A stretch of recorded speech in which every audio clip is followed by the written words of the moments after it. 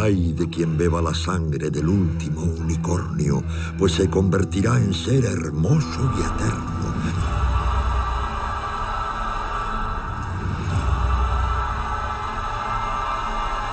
Dios, qué épico.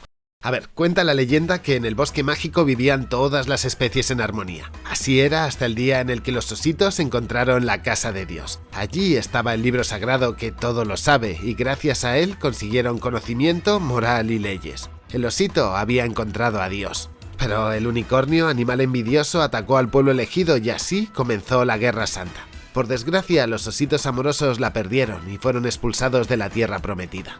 Bajo ese mito fundacional se mueve la población osedna, odiando al unicornio y jurando venganza. Fijaos qué simpáticos, haciendo el saludo a la romana.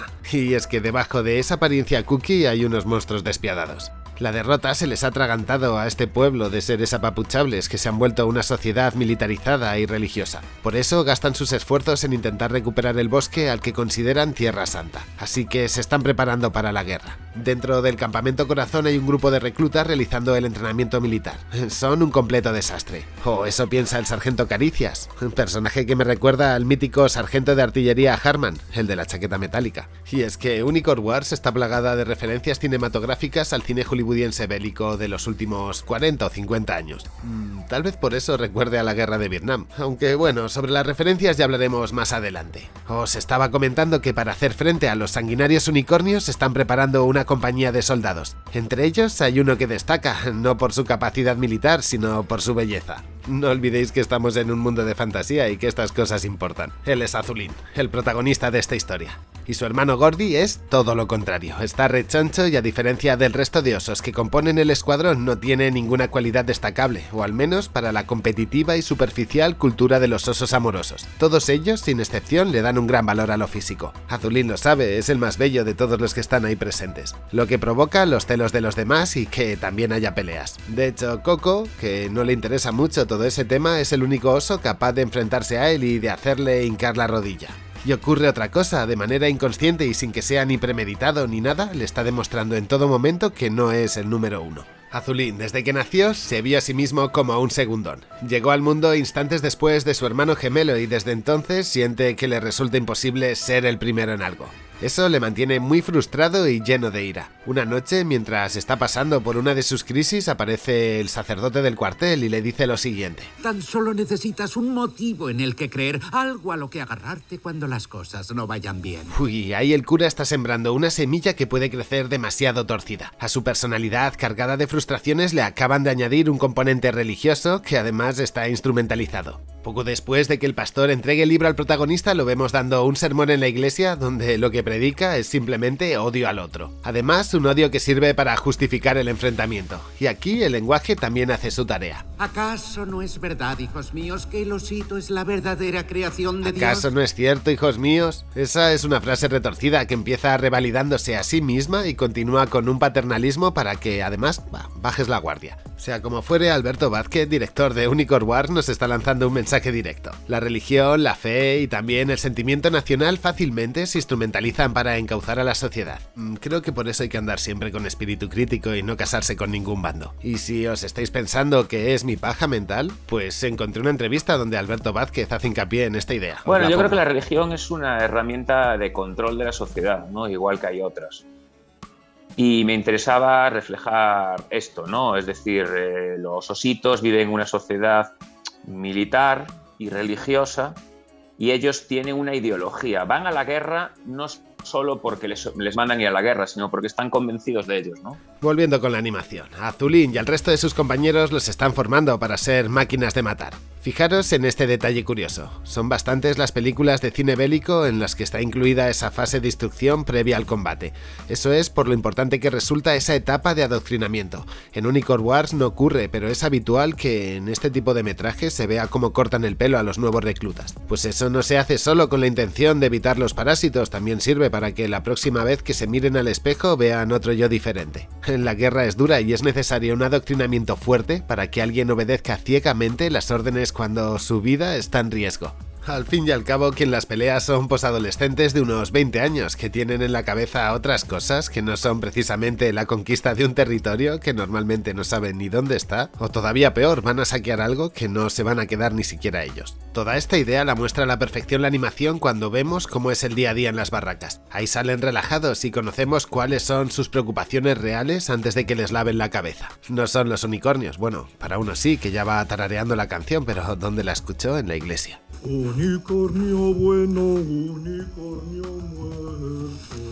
Y bueno, ya que estamos con el tema de reclutar y el adoctrinamiento y todo esto, ¿os habéis dado cuenta de una cosita en Forrest Gump? Sé que esto no viene mucho a cuento, pero Forrest, por su condición mental, no debería haber ido a la guerra. El tema es que en la década de los 60, Roger McNamara, viendo que Vietnam era una carnicería, lanzó una campaña para atrapar en el ejército a personas con problemas mentales, lo que se conoció como el Proyecto 100.000 o los 100.000 de McNamara. Y es que este secretario de guerra pensaba que podía convertir a los soldados por debajo del promedio en supersoldados mediante el uso de la tecnología, que en los 60 del siglo pasado consistía en ver cintas de vídeo. Antes mencionábamos lo peligroso que es tener fe en tonterías, creo que aquí hay un ejemplo. Sea como fuere, tal vez eso pueda explicar la cantidad de material audiovisual que fue producido por el ejército de los estates en aquella época. Si te interesa el tema de las cintas del gobierno, que sepáis que ya le dediqué un rato en un vídeo titulado Las películas desclasificadas de la CIA, la doctrina del SOC volumen 3. Y es que me hice una colección de 6 vídeos sobre la doctrina del SOC, da igual. Eso de los 100.000 de McNamara pone de manifiesto cómo los ciudadanos menos productivos no solo son desechados y marginados, sino que se hace lo posible por eliminarlos. Ay Dios, se me ha venido como un flashback de residencia de ancianos. Bueno, volviendo con Unicorn Wars. Los altos mandos del ejército están debatiendo si enviar al frente a los nuevos reclutas, a unas sabiendas de que de ahí no va a salir nadie vivo. Curioso, porque lo ven como daños colaterales. Muy en la tónica de lo que acabamos de mencionar de McNamara. Y escuchad, porque esta ecuación tiene aún más elementos, para que los jóvenes vayan a pelear y a dar la vida por unos intereses que ni les va ni les viene. No solo se necesita un sargento de hierro que meta en vereda a los soldados, ni un cura que les dé un motivo para luchar. Hace falta otro ingrediente. Un pueblo sin odio nunca puede triunfar sobre el enemigo, comandante Fluffy. Dios, qué frase tan potente y peligrosa. Además es muy cierta, el combustible para que termine de estallar cualquier conflicto armado es el odio hacia el otro. De hecho, podemos oler el putrefacto aroma de la guerra acercándose a nuestra realidad, muy en la distancia, claro, cuando vemos cómo desde hace un par de años la tendencia es la polarización. Cada día leo más veces en Twitter, aunque con nuevas formas, la vieja frase de o estás conmigo o estás contra mí. Y me da la sensación de que odiamos más que antes y que nos estamos volviendo más intolerantes, sobre todo a los que piensan distinto, fruto en gran parte de las redes sociales que nos crean esas falsas cuevas de reverberación. Por eso agradezco tanto a la gente que piensa muy diferente a mí y que se pasa por este canal, evitando que esto se convierta justo en eso, en un eco. Y recordadlo, que la Ilustración encontró nuevas fórmulas para que nos odiásemos a través de la ideología, cuando antes se hacía principalmente solo por la religión. No caigamos en ese juego. De hecho, a Azulín le pasa eso. Él se ve devorado por la situación. En Unicorn Wars nos cuentan 2 historias y ambas están protagonizadas por él. Una es la del conflicto contra los unicornios y la otra es la de su vida personal. De la primera ya hemos hablado un poco, así que ahora vamos con la segunda. A lo largo del metraje lo veremos evolucionar de un apapuchable osito amoroso a un general despiadado que se alimenta del rencor y del sentimiento de venganza. Conoceremos la infancia de Azulín, triste, melancólica y cargada de frustraciones. Mención especial al uso del color azul para esas partes donde se ve su infancia, tono que evoca esa nostalgia y que hace que la secuencia sea aún más personal, porque al fin y al cabo el azul es el color con el que él se siente identificado. Azulín, en su historia de vida, va acumulando experiencias que endurecen su carácter. Tras una campaña donde perdió a todos sus compañeros, a su hermano incluido, el ejército osito lo asciende y lo convierte en un gran general. Ahí se escucha la siguiente frase. Siempre está bien crear falsos héroes, ídolos de pies de arcilla. Hace que los soldados crean que ellos podrán serlo. Y esta idea se puede aplicar a muchos campos de la sociedad. Antes eran niños que querían ser futbolistas, yo eso lo viví. Ahora quieren ser twitcheros. Los medios y las empresas construyen esos idols para que la gente tenga algo a lo que aspirar. De hecho, creo que por eso a Ibai le va bastante mejor que al Rubius. Mientras siga haciendo eventos multitudinarios, todo irá bien. Y es que el tema del ascenso social es algo viejo, como cuando la nobleza permitía la entrada de plebeyos. Así depuraban la sangre y también vendían la esperanza de que se podía subir por la escalera social. Muchas de las historias de Disney juegan con el braguetazo, que al fin y al cabo es de lo que estamos hablando. De hecho, creo que podríamos dedicarle un vídeo a todo ese tema. Por poneros unos pocos ejemplos, La Bella y la Bestia, La Cenicienta, Aladín, bueno, ahí están. Y luego lo otro que dice, ¿por qué con pies de barros? Esta es una referencia bíblica. En el libro sagrado, Nabucodonosor tuvo un sueño en el que aparecía una estatua hecha de distintos materiales. La cabeza era de oro, el torso de plata, las caderas de bronce, las piernas de hierro y los pies eran de barro cocido. En el sueño del rey judío, una piedra rodó hacia la escultura haciendo que toda ella colapsase. Y eso ocurre aquí. Azulín parece un tipo duro, es en quien se mira la tropa, pero está puesto y puede ser quitado en un suspiro por sus superiores. Él es una herramienta de propaganda con patas. ¿Y qué pasa con los sanguinarios unicornios? Porque durante todo este rato hemos estado hablando de una sociedad que se nos hace demasiado familiar. Bueno, pues ellos no tienen ese espíritu beligerante. Simplemente habitan en el bosque y conviven con el resto de especies en armonía. Eso sí, no dudan en responder ante la violencia con violencia. No son de poner la otra mejilla. Ay, no tienen un libro santo que les cuente ni eso, ni que tampoco alimente su odio. Así que están tranquis. Y hablando de textos sagrados, la animación no solo usa recurrentemente citas bíblicas como esta, sino que cuenta a su manera una de las historias más famosas, la de Caín y Abel, que en este caso son Gordy y Azulín. Cada uno de ellos representa una serie de valores. Gordy es tranquilo, gentil, solidario, y eso se ve a lo largo de todo el metraje. Cuando los dos hermanos se marchan al combate, el padre les hace un pastel de arándanos, la comida favorita de estos osos amorosos. Y Gordy decide compartir el pedazo con un animal silvestre que acaba de encontrarse, mientras que su hermano, Azulín, se lo come a espaldas del resto del escuadrón, que en teoría son sus amigos. Y como este detalle, la película está plagada de situaciones donde todo eso se ve aún más claro.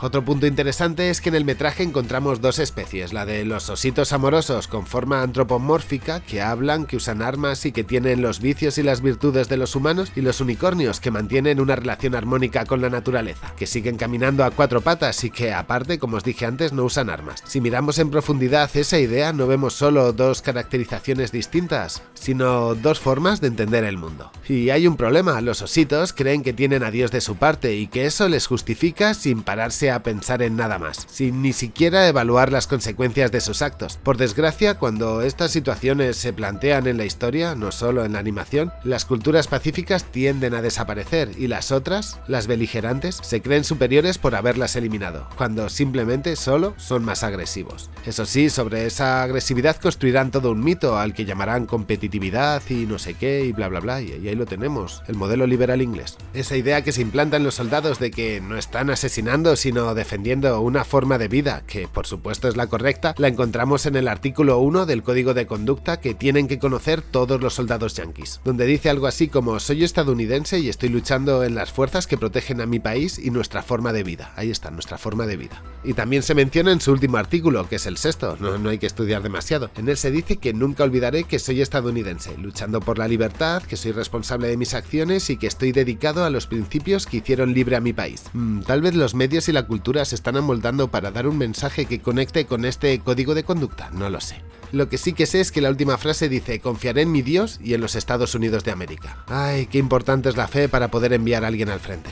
La animación es la prolongación de un cortometraje titulado Sangre de unicornio, que fue realizado en el año 2013 y que forma parte del universo de este autor. Alberto Vázquez, antes de dedicarse al mundo de la animación, hizo primero cómics. Algunos de ellos se convirtieron en cortometraje. Es el caso de Beer Boy, que dibujó en el año 2010. Este consiguió convertirse en un largo 5 años más tarde, en el 2015. Los dos fueron un éxito, no en taquilla, pero sí obtuvo el reconocimiento ganando el Goya tanto a mejor corto como a mejor animación, es decir, fue lo mejor en su categoría.